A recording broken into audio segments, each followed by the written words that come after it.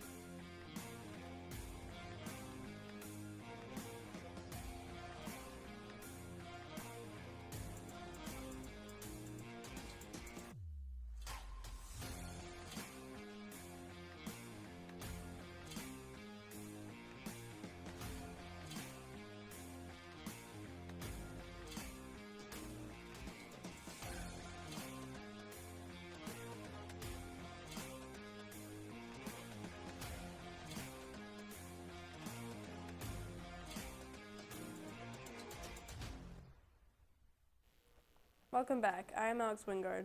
And I am Amber Filyal.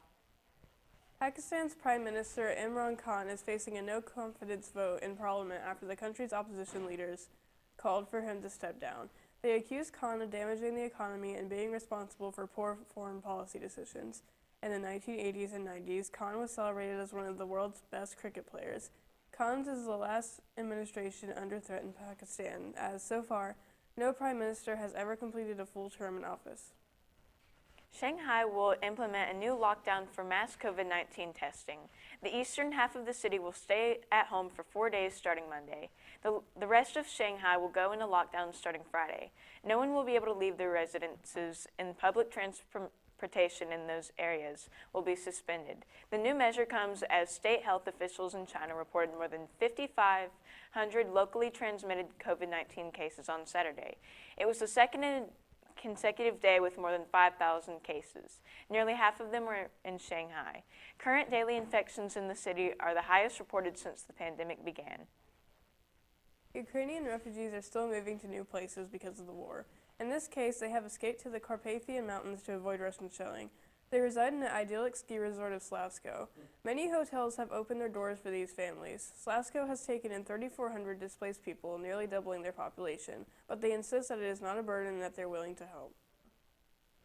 Israeli Prime Minister Naftali Bennett arrived in the city of Hadera on Sunday. A meeting was held to discuss an attack that left 2 Israelis dead and several injured. The 2 assailants in the shooting were killed by police, authorities said. Around 8:30 p.m. local time, the terrorist arrives in a vehicle to Herbert Samuel Street and opened fire on passers-by. The wounded were then evacuated for medical treatment at a medical center in Hadera. Peace talks between Russia and Ukraine are set to resume as early as today. That's according to one member of the Ukrainian delegation. But some people say the people who could end the war might not be at the negotiating table. Turkey says it's hosting talks between Ukraine and Russia this week. But some people think it's the Russian people who could end the war. The problem is Russian President Vladimir Putin is making it hard for his people to learn the truth about what's going on in Ukraine. Ukrainian President Volodymyr Zelensky spoke to independent Russian journalists today. Zelensky told the journalists about the horrors in the besieged city of Mariupol. Peace talks between Russia and Ukraine are set to resume as early as today. That's according to one member of the Ukrainian delegation. Some say it's Russian citizens who have the real power to stop the war. Turkey says it's hosting talks between Ukraine and Russia this week, but some say the people who could end the war might not be negotiating at the table. The last part is the problem. Russian President Vladimir Putin is making it hard for people to learn the truth about what's going on in Ukraine. The Ukrainian president spoke to independent Russian journalists Sunday. He told the journalists about the horrors in the besieged city of Mariupol. Ukraine says it's still hard to get people out of the city despite new humanitarian corridors for civilians. More than 3.1 million people have fled Ukraine, according to the United Nations. However, many Ukrainians have been unable to evacuate the war zone and now lack access to food, water, electricity, and medical supplies. The war has destroyed major cities, and it has been heartbreaking watching people struggling to survive after losing everything. Canada itself has allocated an additional $25 million in humanitarian assistance to Ukraine since the start of 2022, including up to $10 million in matching funds to the Canadian Red Cross Ukraine Humanitarian Crisis Appeal. The government of Canada has also offered up to $620 million in sovereign loans to support Ukraine's economic resilience. Police arrived at the 300 block of Rustic Avenue where they found two dead men in the driveway of a home. The two men found dead were identified as Jamie Jesus Gomez, 23, and Daniel Eli Gonzalez, 21, both from Hollister. An additional gunshot victim was found at the scene, was conscious and taken to the hospital via ambulance. Police said all 5 victims were standing outside a home when a dark-colored compact SUV drove northbound and shot them as it was passing by. Multiple shots were fired at the victims and the car quickly sped off. The motive and circumstances for the shooting is currently being investigated. However, this incident is being investigated as a possibly gang-related shooting, according to police. As of yet, no word on any suspects have been made. Texas authorities are warning the Coryell County area that the Crittenburg fire remains uncontained Sunday night. The fire has already consumed more than 10,000 acres. Emergency management officials say areas more than 50 miles away could be impacted by smoke. Officials with the Texas A&M Forestry Service are responding to a request for help. A FedEx driver in South Carolina ending his shift noticed something unusual in the distance. He followed his instinct and ended up rescuing a child from a car accident. It was around 6:30 and delivery driver Damian Rose was headed back, ready to clock off and drop off his truck. But something caught his attention first. That's when Rose put his truck in park, unbuckled his seatbelt, and hopped out to help. So that's what he did. Rose said he got the door open, ripped the child's car seat, and pulled the little boy out to safety. Rose said he waited with the families until emergency crews got there, but he says he never second-guessed helping in the first place. And now let's check on our weather. Madison, what can you tell us? Spring is finally here. Stay tuned for today's weather update and much more right after this break.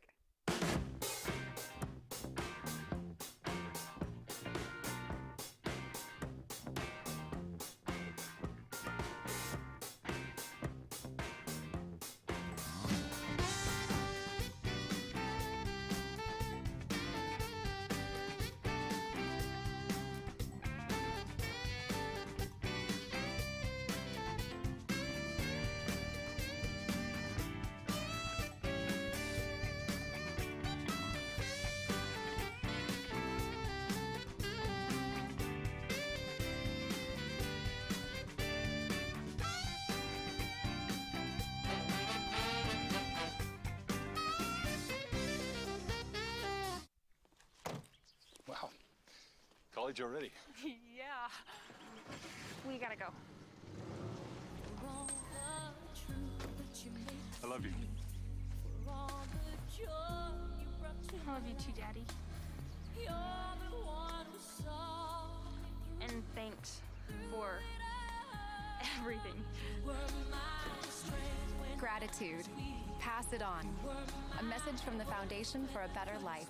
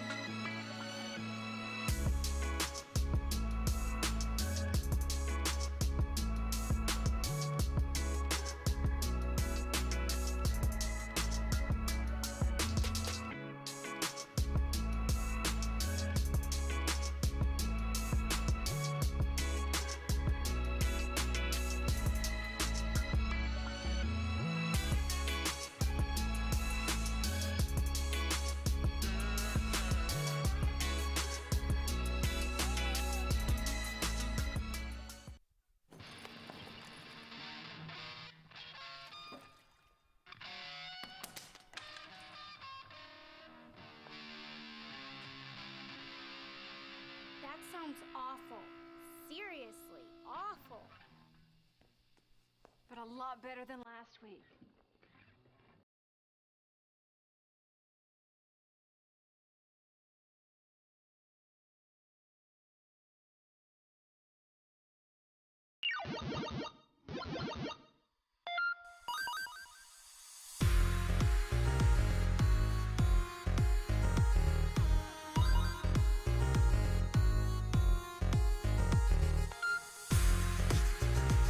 Final round.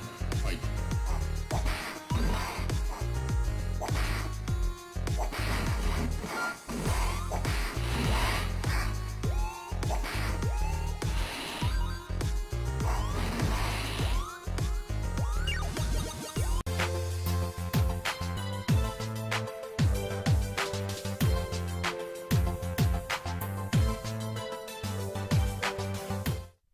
Welcome back. I'm Madison Johnston with your weather. Let's go ahead and take a look at our weather at glance for today. Right now in Cleveland, it is 39 degrees with a high listed today of 61 and a low of 37. The precipitation is listed for 0 and the wind is 6 miles per hour. The humidity for today will be 54% with a dew point of 24 degrees. Pressure is 30.21 inches, the visibility is 10 miles, and the UV index is great, which is 0 out of 10. Now let's look at our local radar. Currently, there is no precipitation in our area, but there is a small little shower in Athens, just north of Etowah. And now let's look at our national radar. There are storms in the west coast, close to California and Oregon, and a few snow and ice showers up towards the north, towards Canada. But in our side of, there is nothing. And now let's look at our 7-day weather.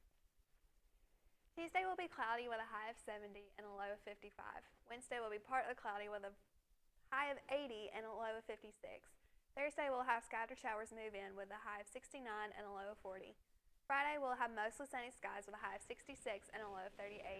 Saturday we'll also have scattered showers again with a high of 66 and a low of 42. And Sunday will be mostly sunny with a high of 64 and a low of 39. That's all I have for weather, and now here's Eli with your sports. Today we have coverage on Deshaun Watson's allegations and a one-year deal signed and more after this break.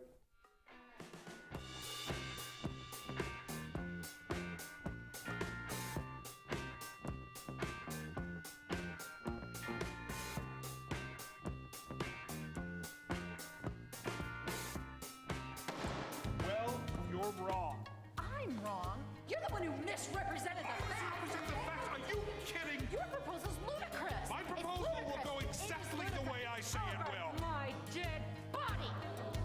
I think somebody needs a timeout. Oh, that's the power of one. Civility. Pass it on.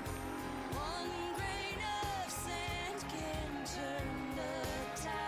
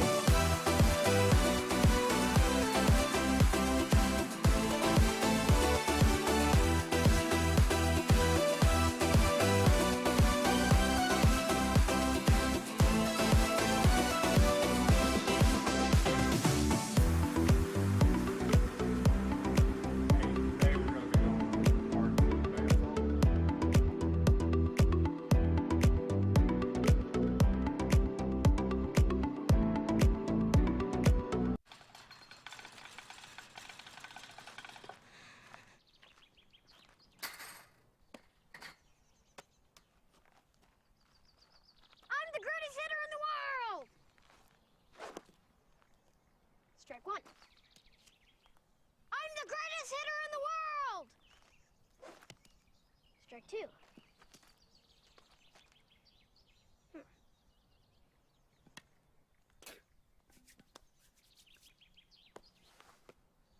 I'm the greatest hitter in the world!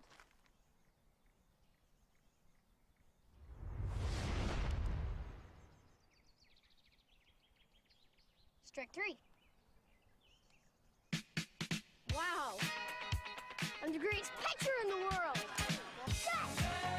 Optimism. Pass it on. A message from the Foundation for a Better Life.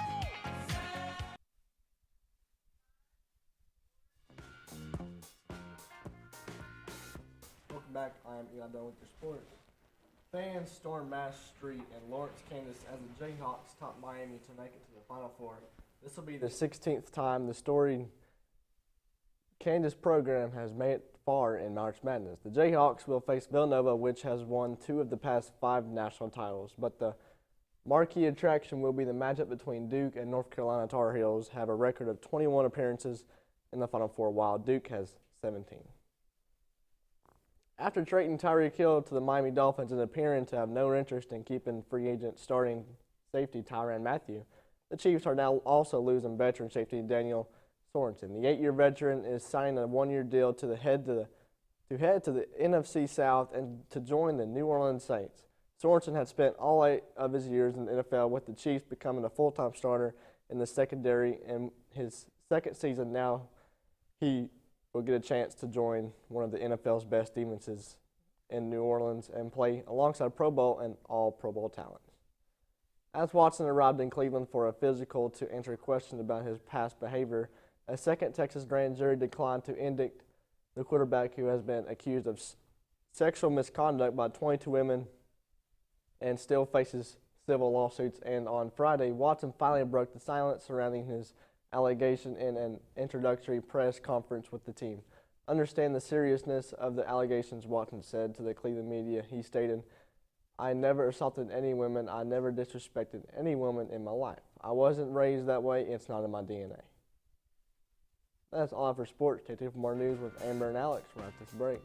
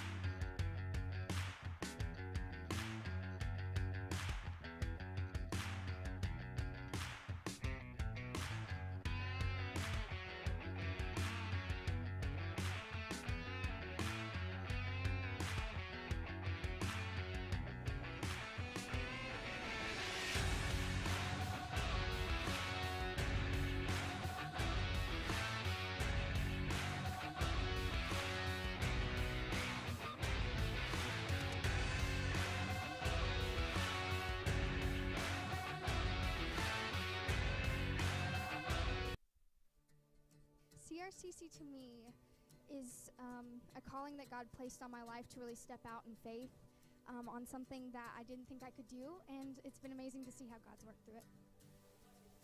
CRCC stands for Crossroads Community Church, but we're a church that our vision is to be a life-giving church in our community. We do that through helping people know God, find freedom, discover their purpose, and then go make a difference. And so that's what we're doing every week, is helping people discover their jam and go make a difference.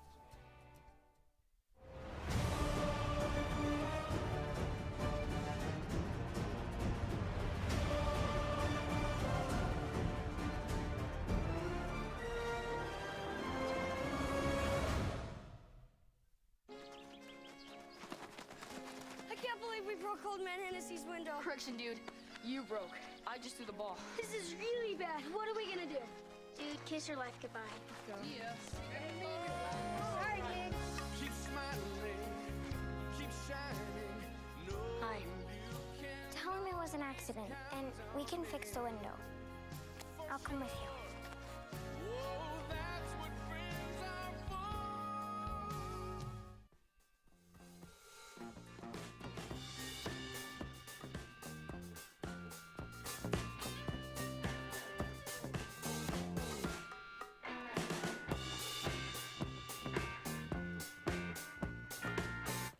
Welcome back.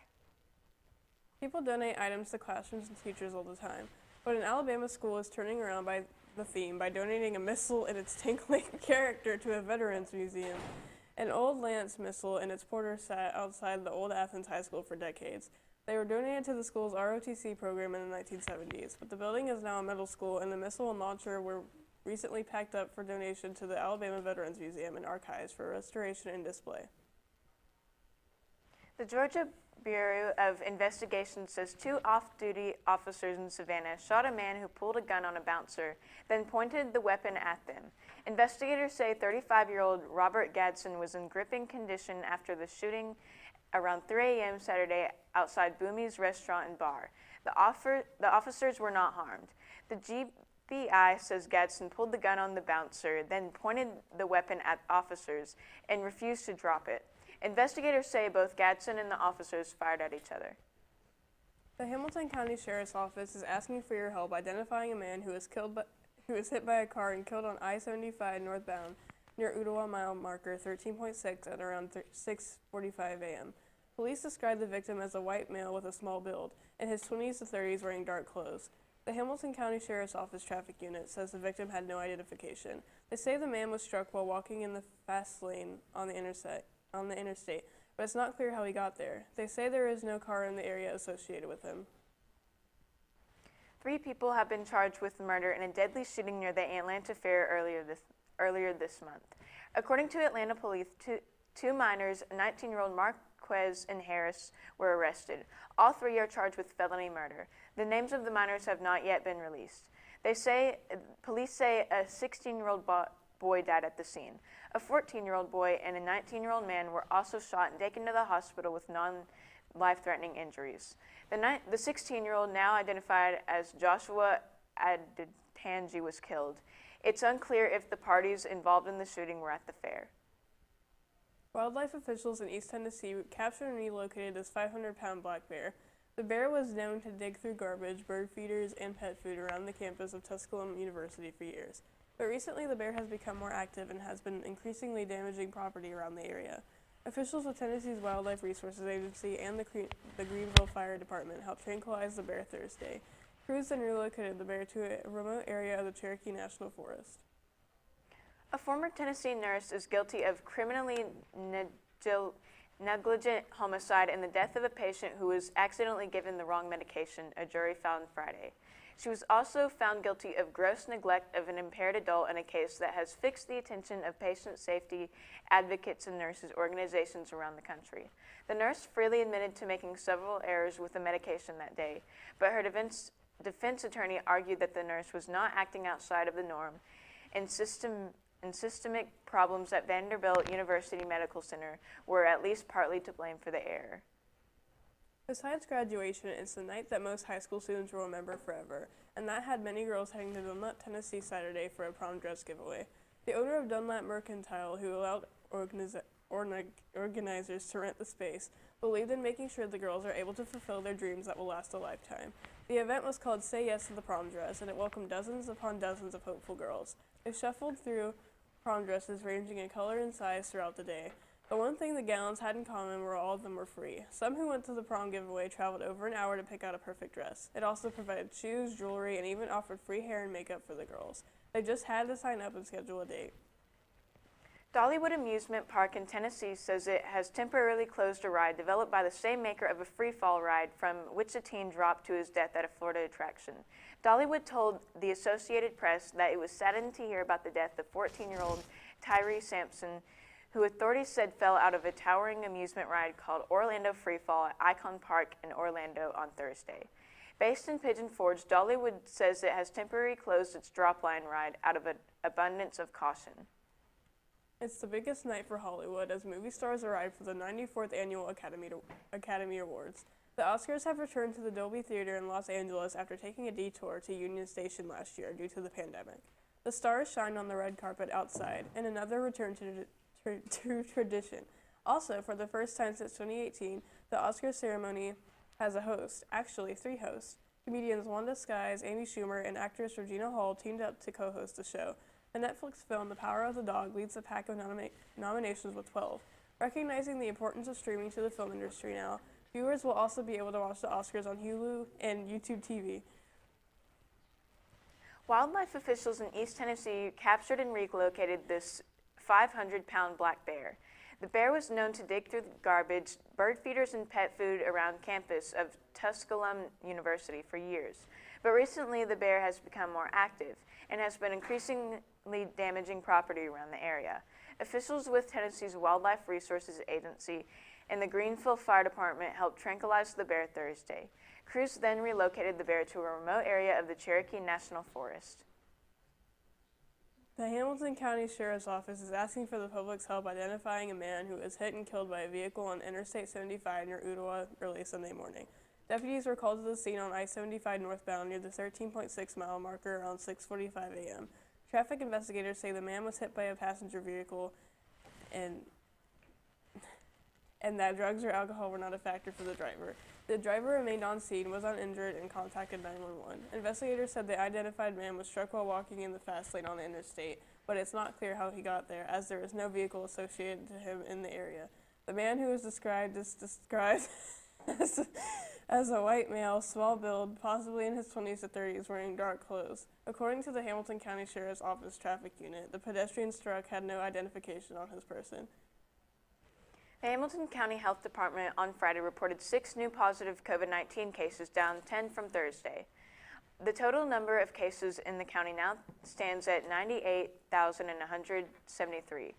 There were no more deaths reported on Friday by the Health Department, for a total of 1,114. The Health Department is currently conducting data cleaning on a number of backlogged cases from the Omicron surge. This process will result in an increase of the total number of cases. However, the daily case counts will still reflect the actual number of new cases received by the Health Department on that day. The number of COVID-19 hospitalizations is 24 in Hamilton County, down 27 on Thursday. 4 more are hospitalized with suspected COVID. There are 7 Hamilton County inpatients and 5 patients that are in ICU. No change from Thursday. The number of those who have recovered from coronavirus in Hamilton County is 96,982, 99%. There are 77 active cases compared to 78 on Thursday. The mayors of Cleveland and Chattanooga are calling for immediate sales tax relief for Tennessee cities, and their mission could unlock millions of dollars in revenue annually, with Cleveland and Chattanooga receiving the lion's share in this region. According to Cleveland Kevin Mayor Brooks and Chattanooga Mayor Tim Kelly, in 2002, Tennessee altered its 55-year revenue sharing relationship with cities and towns by increasing the sales tax rate to 7% from 6%. However, they said new revenues were held back for the state's general fund. Brooks said Kelly said the restoration of this important revenue to local taxpayers would allow residents to see direct benefits from increased investments in infrastructure, essential services, economic expansion, and quality of life. 2 love stories set more than 20 years apart connect in an unusual way in the Broadway play Bright Star, which will be performed by the Bangarang Players Thursday through Sunday of this week at the venue at Creekside in Cleveland next to the Village Green. The play, with a script and music composed by well-known entertainers Steve Martin and Eddie Brickwell, traces the life of Alice Murphy, who opens the play with the song My Story, letting the audience know that they are in for quite a tale. She is joined by 19 others in the ensemble cast. Tickets, which are $20 each, are available at www.clevelandcityballet.com, but are selling quickly. The production will be at 7:30 p.m. on March 31st, April 1st, and April 2nd, and at 2:30 p.m. on April 3rd. Contributors for the play include Lake Forest Middle School, Bradley Central High School, and Cleveland High School music departments, and volunteers and cast members. We are on Facebook, Twitter, and YouTube through our channel BCHS VOX News. You will also find more online at our website, voxnews.net. Remind your friends to like, subscribe, share, and tune in. You just cannot get enough of Vox. That is all we have for you today from Studio H12 at Bradley Central. And as always, God bless and go Bears!